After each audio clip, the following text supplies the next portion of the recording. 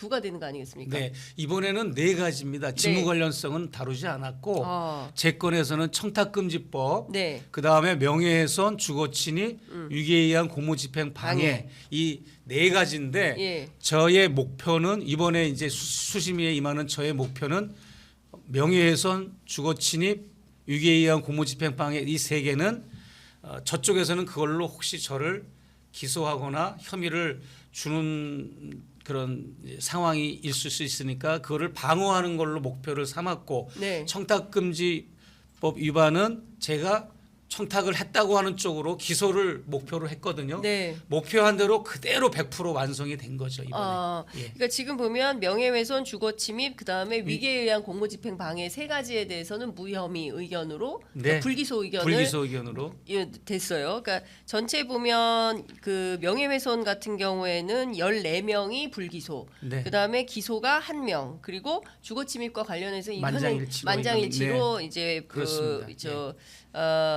불기소 의견을 낸 건데요. 예. 앞서 말씀 주신 대로 청탁금지법 위반과 관련해서는 좀 의견이 갈렸습니다.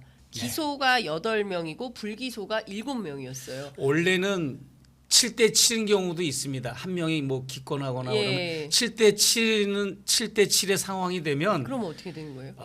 판결을 안 하는 규칙이 있답니다. 내규가. 그래서 7대 7이면 그러니까 어떡하나. 결론 없음 이런 상황이 네네 되는 결론 거예요. 없고 그냥 예, 그대로 예. 이거는 다루지 않는 걸로. 근데 근데 8대 7이라서 예. 너무 저는 다행스럽게 조마조마했죠. 한 표 차이로 네, 갈린 예. 거잖아요. 예. 예컨대 이게 한 표가 이 캐스팅 보터가 누구였을까에 대한 네, 아마 밝혀질 겁니다. 왜냐하면 예. 수심위 위원들이 다 전직 법대 교수분들, 예. 뭐 또 이런 또 전관 애호를 받는 그런 분들, 네. 뭐 그렇지 않은 분도 간혹 있지만 다 법조인들 출신이에요. 민간인들이지만 네. 그런 분들 중에는 때로는 공명심이 있어서 예. 그걸 나중에 여기서 회의했던 거를 언론 인터뷰를 할 수도 있고 조중동과 친한 사람들은 네. 이런 걸 커밍아웃 할 겁니다. 조만간. 예, 그럼 이제 드러날 겁니다. 조만간. 그렇군요. 네. 근데 정말 아슬아슬했다. 네, 예, 예. 이렇게 볼 수도 있을 것 같네요. 네, 근데 네. 자 그런데 지금 기소를 축하받고 계시죠?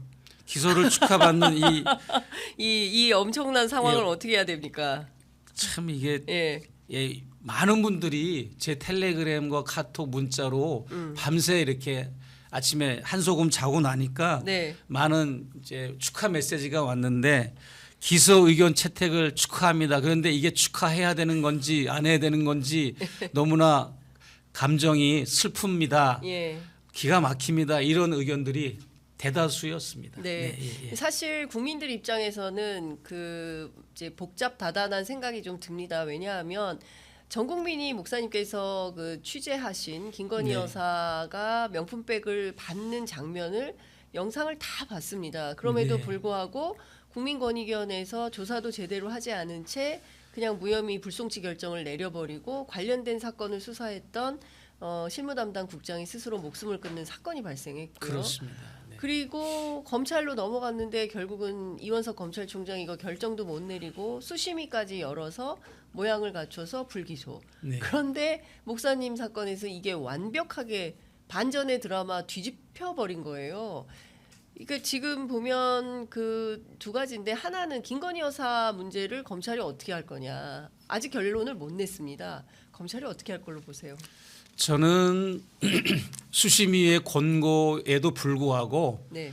검찰이 이제 머리가 아프겠죠. 일단 머리가 아프지만 머리가 많이 아플 것 네, 같습니다. 어제 수심위도 머리들이 많이 아팠지만 네. 검찰도 머리가 많이 아플 거고 제 생각에는 그냥 제 최재형 목사의 수심위 결과는 하나의 참고로만 하고 그냥 참고 사항? 참고로만 하고 예. 그냥 덮지 않을까.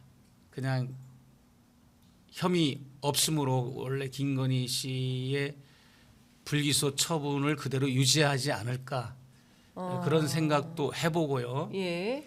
아니면 지금 국민들의 지금 분노 게이지가 높아지고 있잖아요. 물론 네. 이제 주가 조작도 새로운 또 재판 결과도 나왔고 또 총선 개입과 관련된 것도 속속들이 지금 터지고 있고 하기 때문에 이 사건 외에도 다른 사건들도 지금 보조를 맞춰서 이렇게 김건희 여사에 대한 부정적인 게 많기 때문에 네. 검찰도 이 부분을 새롭게 해처모여 하듯이 새롭게 할 수도 있고 아니면 심우정 검찰총장이 올바른 정신을 가지고 판단력을 가지고 계신 분이라면 재수사를 지시한다든지 예, 이거 김 여사를 기소해라고 총장의 직권으로 할 수 있습니다.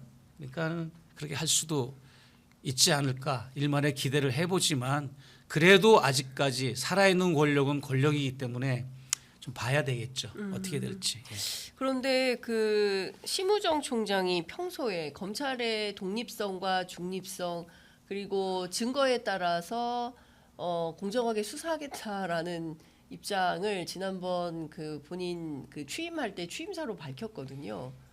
아유 그거야 뭐 그냥 하는 소리. 그 앞전에 예, 그 이원석 총장도 얼마나 사자성어 쓰면서 고상한 척하고 유식한 척하면서 뭐 출근길 기자들 문답에서 그렇게 해왔습니까? 결국 뭡니까? 자기 그냥 빠져나갈 국리였고 네. 알고 보니까 자기 이제 나중에 특검이라도 생기면 자기 네. 아르바이 성립하느라고 봐라 내가 수심이 소집했다 내 직권으로 이런 태도에 불과했던 거고요. 지금 심우정 총장도 왜 그렇게 많은 총장 후보들이 있는데 왜 윤 대통령이 그분을 총장으로 임명했겠습니까? 가장 고분고분하고 본인의 말에 잘 또 순응하고 권력에 협조한다는 그런 인물로 이렇게 생각을 했기 때문에 그분을 나는 임명했다고 보고 심우정 총장이 청문회 할 때의 태도나 답변하는 걸 보면 제가 볼 때는 이원석 총장이나 별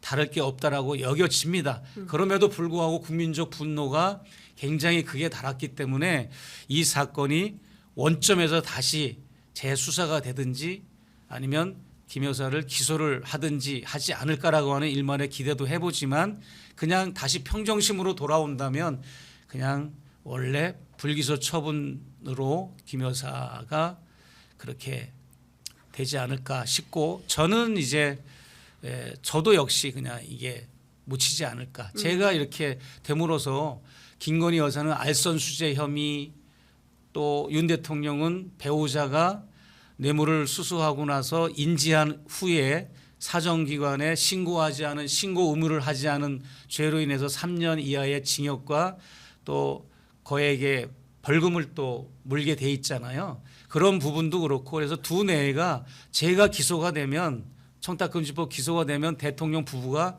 자유로울 수가 없죠. 네. 그렇기 때문에 권고는 기소로 나왔지만 검찰은 그것을 이 기소 권고 사항을 묵살하지 않을까라고 하는 생각도 해보고 아직은 잘 모르겠습니다, 솔직히. 예.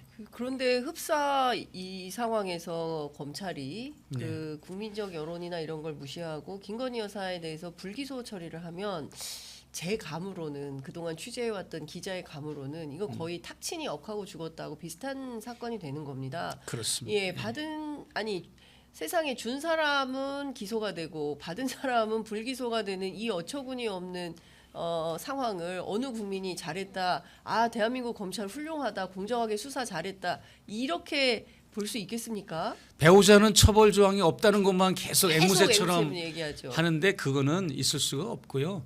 대한민국 국가의 청렴도의 근간을 흔드는 이런 엉터리 판결 아닙니까? 네. 검찰도 그렇고 권익위도 그렇고 그렇기 때문에 권익위도 완전히 새롭게 인적 쇄신을 해서 다 갈아쳐야 됩니다. 권익위 그 수뇌부들을. 네. 그리고 검찰도 마찬가지입니다. 제가 검찰 출두하는 날, 첫 출두하는 날 수사 라인을 다 교체해버렸지 않았습니까? 전주에서 문 대통령 일가족 털던 그 검사를 전주지검장을 중앙지검장으로 승진 발령하고 이창수 지검. 예, 수사 라인을 전면 교체하고 그렇게 했지만 결국은 이제 이게 더 국민들의 분노만 자극할 뿐이고 지금 공수처의 수사는 그래도 남아 있습니다. 조국당에서 공수처에 고발했잖아요. 예. 이티올 사건을. 그렇습니다. 그것도 남아 있고 특검도 또 남아 있고 예. 그렇기 때문에 아직은 뭐 판단하기 이르지만 검찰이 어떤 결론을 내리든 만약에 국민의 눈높이나 수준에 도달하지 못하면 이제 걷잡을 수 없는 네. 이제 혁명에 가까운 개혁의 요구가 빗발치지 않을까 생각해 보십시오. 아까 말씀하신 대로 전 국민들이 이 받는 영상을 수술 다- 장면을 봤는데 네. 국민들은 그렇게 뇌물이라고 인정하고 청탁이라고 인정을 하는데 어떻게 국민의 뜻을 받드는 검찰이 국민들의 눈높이만도 못한 결론을 내리면 이게 되겠습니까? 권익위도 마찬가지고. 그래서 이런 권력의 눈치를 보고 권력의 손을 들어주고 권력을 비호하고 또 권력을 측면 지원하는 이런 검찰과 권익위는 국민의 지탄의 대상이 돼야 되고, 그럼 민의의 전당이라고 하는 우리 국회가 발의하는 특검법, 이것을 통해서 특검을 통해서 이거를 규명할 수밖에 없겠다라는 생각을 합니다. 네. 오늘 새벽 5시에 한겨레 신문에서 보도가 나왔는데요. 그 내용을 종합해 보면 네. 김건희 수심위는 이제 불기소 처분을 했지만 이제 목사님 수심위에서는 세 부분에 대해서 실제로 대통령 직무 관련성이 있다라고 봤다는 거예요. 이건 제가 보기엔 수심위를 취재해서 보도한 것 같은데, 첫 번째는 2022년 9월 김건희 여사에게 명품백 디올백 건넨 거, 그리고 나서 통일 TV 재송출 등을 네. 부탁한 거, 요거 대통령 직무하고 관련된 청탁이라고 봤고요. 두 번째는 그해 6월에 180만 원 상당의 샤넬 화장품하고 향수를 김건희 여사에게 건네면서 카톡으로 김창준 미국 연방 하원 의원의 그 국정자문위원 청탁한 거, 요것도 대통령 직무 연관성이 있다고 봤습니다. 그리고 고해 9월에 그 사후 국립묘지 안장, 네. 요것도 대통령하고 직무 관련성이 있다, 이렇게 수심위는 봤다는 거예요. 그렇습니다. 예, 네.